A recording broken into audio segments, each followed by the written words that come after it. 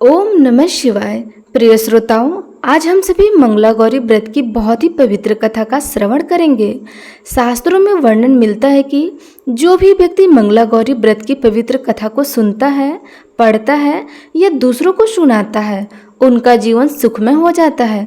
और जो भी कन्याएं मांगलिक है या फिर जिनका विवाह जीवन सुखद नहीं है या जिन कन्याओं का विवाह नहीं हो पा रहा हो या फिर किसी के पति या पुत्र पर किसी प्रकार का कोई संकट हो, तो वह इस कथा को सुनने मात्र से ही दूर हो जाता है। इस कथा को सुनकर परिवार में सुख समृद्धि बनी रहती है। शास्त्रों में कहा गया है कि किसी भी व्रत को करने के साथ ही कथा का पाठ या श्रवण अवश्य करना चाहिए, अन्यथा वह व्रत अधूरा माना जाता है। तो आज हम सभी माता पार्वती की इस चमत्कारी कथा को सुनेंगे, जिससे सुनने वाले, कहने वाला और हुंकार भरने वाले के ऊपर माता पार्वती जगत जननी माँ गौरी का आशीर्वाद सदैव बना रहता है। इस कथा को सुनने से माताओं बहनों का सुहाग अखंड हो जाता है। स्वयं काल को भी अपना रास्ता बदलना पड़ता है, आगे सौभाग्य में बदल जाता है। और जो कालों के काल है, उन महाकाल की अर्धांगिनी उनकी व्रत कथा सुनने वाले पर भला काल कैसे नजर डाल सकता है। इसलिए अपनी संतान और अपने पति की लंबी उम्र और सुख शांति के लिए माता पार्वती का ध्यान करते हुए बहुत ही भक्ति भाव से, श्रद्धा और विश्वास के साथ इस कथा को सुनिए। हमारी यही मनोकामना है कि इस कथा को सुनने वाले हमारे प्यारे भाई बंधु, हमारी माताओं ने, प्रिय श्रोताओं, आप सब पर माता पार्वती और महादेव का आशीर्वाद सदैव बना रहे। तो चलिए अब कथा का शुभारंभ करते हैं। हिंदी पंचांग के अनुसार आज सावन मास का मंगलवार है और सावन मास के मंगलवार के दिन मंगला गौरी व्रत रखा जाता है, जो कि सुहागिन महिलाओं के लिए विशेषकर बहुत ही महत्वपूर्ण होता है। इस दिन महिलाएं व्रत रखती हैं और माता पार्वती का पूजन करती हैं। कहते हैं कि माता पार्वती और भगवान शिव की कृपा से अखंड सौभाग्य और सुख समृद्धि का आशीर्वाद मिलता है। मंगला गौरी व्रत के दिन माँ गौरी की पूजा करने के साथ ही कुछ मंत्रों का जाप करना बेहद जरूरी होता है, जिससे सभी मनोकामनाएं पूर्ण हो जाती है। मंत्र है सर्व मंगल मांगल्ये शिवे सर्वार्थ साधिके शरणे त्र्यंबके गौरी नारायणी नमस्तुते। कर्पूर्य गौरम करुणावतारम संसार सारम भुजगेंद्रहारम सदा वसंतम हृदयारविंदे भवम भवानी शैतम नमामि। पौराणिक कथा के अनुसार एक समय की बात है, पंपापुर नाम के एक छोटे से गांव में एक साहूकार अपनी पत्नी के साथ रहता था। साहूकार के पास भगवान का दिया हुआ सब कुछ था। वह धनवान था, सभी प्रकार के सुख ऐश्वर्य उसके पास थे, मगर उन्हें एक दुख सताता था कि उनकी कोई संतान नहीं थी। यह दुख उनके मन को हमेशा कचोटता रहता था। एक दिन की बात है, उस साहूकार के एक घर साधु महात्मा आए। साहूकार ने उनका खूब आदर सत्कार किया और साधु महाराज को अपनी संतान होने की सारी बात। तब उन साधु महात्मा ने उस साहूकार को सावन के मंगलवार के दिन किया जाने वाला माँ मंगला गौरी का व्रत रखने को कहा और पूजन की विधि बताई। तब सावन मास के पहले मंगलवार से ही साहूकार की पत्नी ने माता पार्वती का पूजन और व्रत करना शुरू कर दिया। अब वह हर मंगलवार को माँ मंगला गौरी का व्रत करती। ऐसा करते उसे कई महीने बीत गए, मगर उसने यह व्रत करना नहीं छोड़ा। एक दिन उसके भक्ति भाव से प्रसन्न होकर माता पार्वती ने भोलेनाथ से उस साहूकार और उसकी पत्नी के लिए संतान का वरदान मांगा।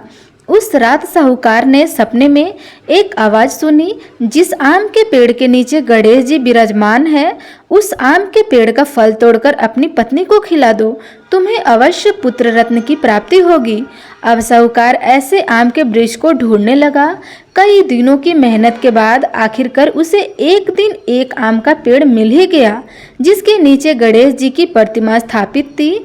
साहूकार ने आम तोड़ने के लिए पेड़ पर पत्थर मारना शुरू कर दिया, ऐसा करने से आम तो टूटकर गिरा ही, लेकिन साथ ही साथ एक पत्थर जाकर गणेश जी की प्रतिमा को लग गया। इससे रुष्ट होकर गणेश जी ने उस साहूकार को श्राप दे दिया, हे स्वार्थी मनुष्य, तूने अपने स्वार्थ के कारण मुझे चोट पहुंचाई है, अतः तुझे भी ऐसे ही चोट लगेगी। माता पार्वती के आशीर्वाद से तुझे पुत्र रत्न की प्राप्ति तो होगी, परंतु वह 21 वर्ष की आयु तक ही जीवित रहेगा, फिर सांप के डसने से उसकी मृत्यु हो जाएगी। यह बात सुनकर साहूकार घबरा गया। उसने घर आकर आम का फल अपनी पत्नी को खिला दिया, परंतु गणेश जी के श्राप की बात उसे नहीं बताई। यह बात सुनकर साहूकार घबरा गया। उसने घर आकर आम का फल अपनी पत्नी को खिला दिया, परंतु गणेश जी के श्राप की बात उसे नहीं बताई।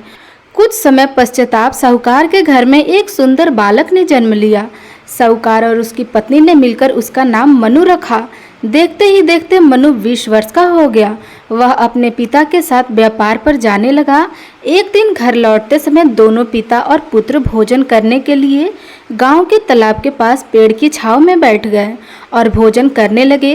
तभी उस तालाब पर गांव की 2 लड़कियां कपड़े धोने के लिए आई। उनका नाम कमला और मंगला था। कपड़े धोते समय दोनों आपस में बातें कर रही थी। कमला ने मंगला से कहा, क्यों मंगला, तुझे याद है मैं कब से मंगलवार को मंगला गौरी का व्रत कर रही हूँ। अब कुछ ही मंगलवार के बाद मैं व्रत का उद्यापन करूँगी। इस व्रत के करने से मुझे मनवांछित वर प्राप्त होगा और मैं सुख चैन से रहूँगी। ऐसा कहते हुए कमला आगे बोली, मंगला, तू भी अगले साल के सावन के पहले मंगलवार से यह व्रत प्रारंभ कर देना, तो तुझे भी अखंड सौभाग्य के साथ मनपसंद वर मिलेगा। कमला की बात सुनकर भी व्रत के लिए तैयार हो गई। वहीं वह दोनों पिता और पुत्र लड़कियों की बातें सुन रहे थे। उनके वार्तालाप से साहूकार समझ गया कि कमला नाम की लड़की उसके पुत्र के लिए सबसे सर्वश्रेष्ठ है, क्योंकि वह मंगला गौरी का व्रत करती है और उस व्रत के प्रभाव से उसे अखंड सौभाग्य का वरदान प्राप्त है। यह सोचते हुए साहूकार ने तय किया कि कमला का विवाह मनु के साथ करवाएंगे। अब साहूकार कमला के पीछे पीछे उसके घर की ओर चल दिया। कमला के पिता उस नगर के नामी साहूकार थे। उन्होंने कमला के और मनु के विवाह के लिए हामी भर दी और मनु का कमला के साथ विवाह कर दिया गया। अपने ससुराल में आने पर भी कमला ने मंगला गौरी का व्रत नहीं छोड़ा। वह नियम से मंगला गौरी का व्रत करती थी। उसके व्रत से प्रसन्न होकर एक दिन माता पार्वती ने कमला को स्वप्न में दर्शन दिए और कहने लगी, सुनो कमला, मैं तुम्हारे व्रत से प्रसन्न हूँ, लेकिन तुम्हारे पति की आयु बहुत कम है। अगले महीने मंगलवार के दिन एक सर्प तुम्हारे पति के लेने आएगा, लेकिन तुम बिल्कुल मत घबराना और उस सर्प के लिए एक प्याले में मीठा दूध रख देना। उसके पास एक खाली मटका भी रख देना।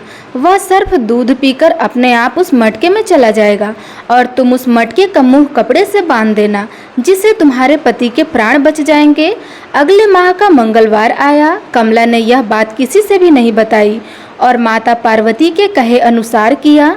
सांप आया और दूध पीकर मटकी में जाकर बैठ गया और कमला ने मटकी का मुंह बांध दिया और उसे जंगल में रख आई। माता पार्वती की कृपा से कमला के पति के प्राण बच गए। इस प्रकार मंगला गौरी व्रत के प्रभाव से मनु श्राप मुक्त हो गया। जब घर के सभी लोगों को यह बात पता चली तो सब लोग बहुत प्रसन्न हुए और माँ गौरी के गुणगान गाने लगे। गांव की महिलाओं ने कमला से व्रत का विधि विधान पूछा और व्रत प्रारंभ कर दिया। कमला ने अगले मंगलवार को मंगला गौरी व्रत का उद्यापन खूब धूमधाम से किया। ब्राह्मणों को भोजन करवाया। दान दक्षिणा देकर उन्होंने आशीर्वाद प्राप्त किया। इस प्रकार मंगला गौरी के आशीर्वाद से कमला के पति की जान बच गई। हे माता पार्वती, जिस तरह आपने कमला के पति की आयु लंबी करी, उसी प्रकार इस कहानी को कहते, सुनते और हुंकार भरते सब पर अपनी कृपा बनाए रखना। प्रेम से बोलिए मंगला गौरी माता की जय।